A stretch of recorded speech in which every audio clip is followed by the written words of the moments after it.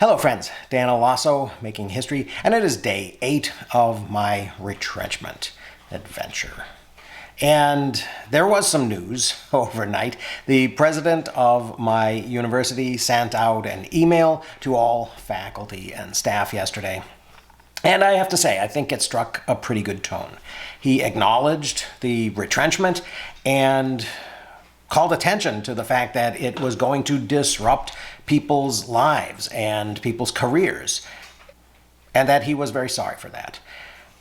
He discussed the budget problems, which he pointed out, rightly, are largely due to enrollment that has been trending downward for the last 5 years or so.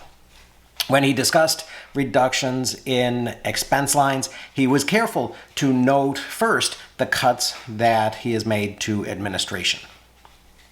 I think these are all helpful and all send a message of a management team that didn't cause these problems, but that is reacting to them as well as they can. And I think there's truth to that, as well as it being effective messaging. But I do have some questions.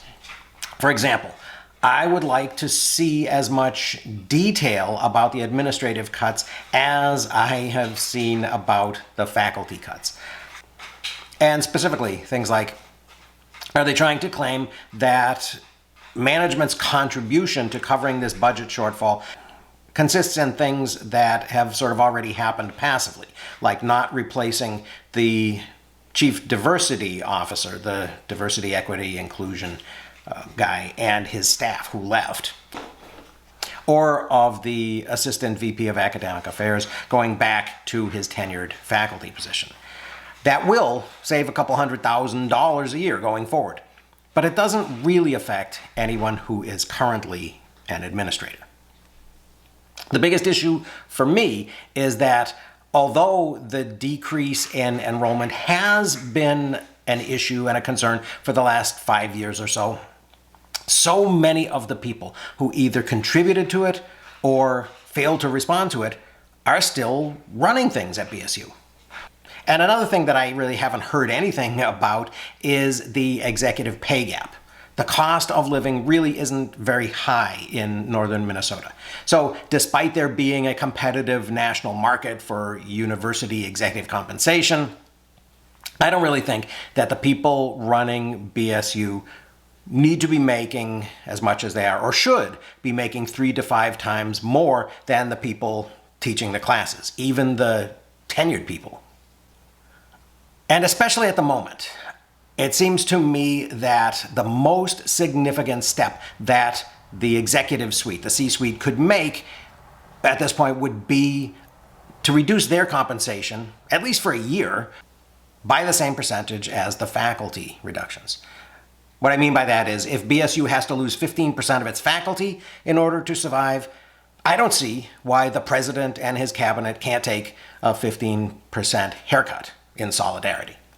Finally, there have been lots of meetings, and I've participated in many of them, about strategies, oftentimes using outside assessments of BSU and comparisons with other institutions, which oftentimes we have paid dearly to purchase. There have been a lot of exhortations to faculty to think in terms of fancy new acronyms like SMART goals: specific, measurable, achievable, relevant, time-based. The thing that has been missing to a great extent has been consequences. It is so hard to fail and lose your job at BSU if you're a manager. And maybe that's part of the reason that it is also so possible to succeed and lose your job if you're faculty at BSU. So I will continue living through this retrenchment and sharing my thoughts about it.